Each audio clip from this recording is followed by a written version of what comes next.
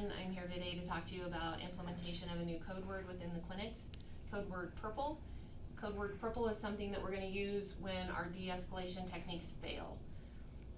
I want to talk to you about a little bit about the history of those. In 1970, the Department of Labor started the Occupational Safety Health Administration.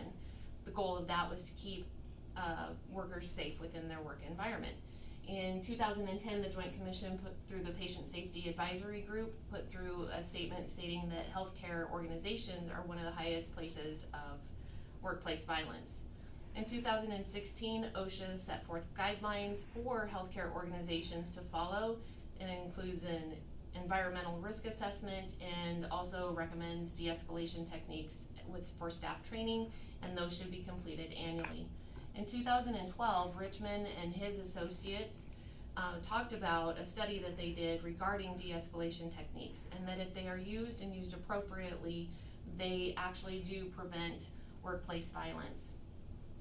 So within the clinics, we don't have a code word that we use consistently within all of the clinics or through our multi-specialty practice.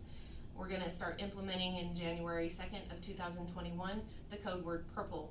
And we'll use this code word purple when the de-escalation techniques fail. So scenario that I have for you is we have a patient that's been out in the waiting room for 30 minutes waiting for his appointment. And he gets brought back to the exam room. You apologize for that excessive wait. He gets in the exam room, you do all of your stuff with him for his intake, and you tell him the doctor will be right in.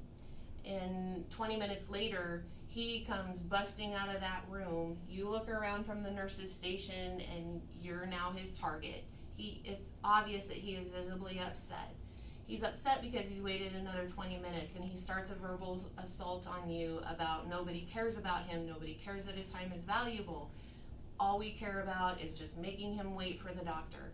We don't know exactly what this is coming from, but Lowry and his associates in 2010 talk about anger. And anger comes from an unmet need. The unmet need could be the need for control, the need for information. He could be a diabetic that needs food or needs water. He could be very, very nervous or anxious because he may be getting a bad diagnosis, possibly of cancer or something. We don't know what that need is, and that is what we're trying to find out so that we can de-escalate the situation. So what you can do there is you want to make sure that you remain calm.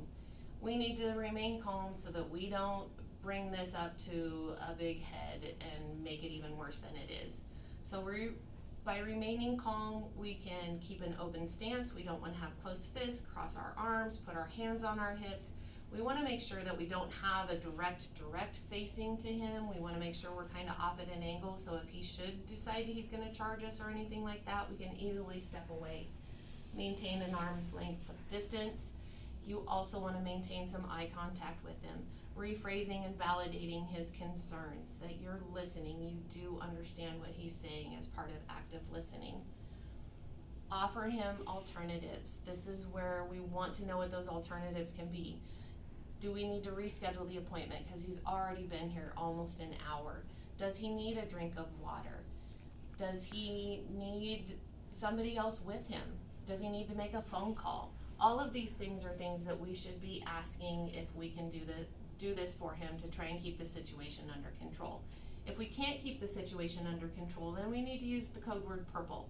And as teammates, we need to be listening for that code word, because that means we need to get security over here. We need to get the clinic manager, the nurse manager, the provider, so that we can assist this other nurse that needs help. How are we going to know that all of this is working? Well, in the debrief after the incident, because we're going to fill out an incident report on it because we had to call in extra support to the clinic. So we're going to fill out an incident report. With the debrief, we're going to look at, were those alternatives given? Or what could we have done different? To evaluate all of this, to make sure that our code word purple is being utilized or that we're not having to use it, we're going to see a decrease in our incident reports. We're also going to see an increase in our patient satisfaction scores, because part of the questions that are asked there are, how long was the wait time in the waiting room? How long was the wait time in the exam room? Do we feel that the staff has been listening and that they care about our concerns? If we're addressing all of their needs, those numbers will go up. If you have any questions about implementation of the code word purple, please let me know. Thank you.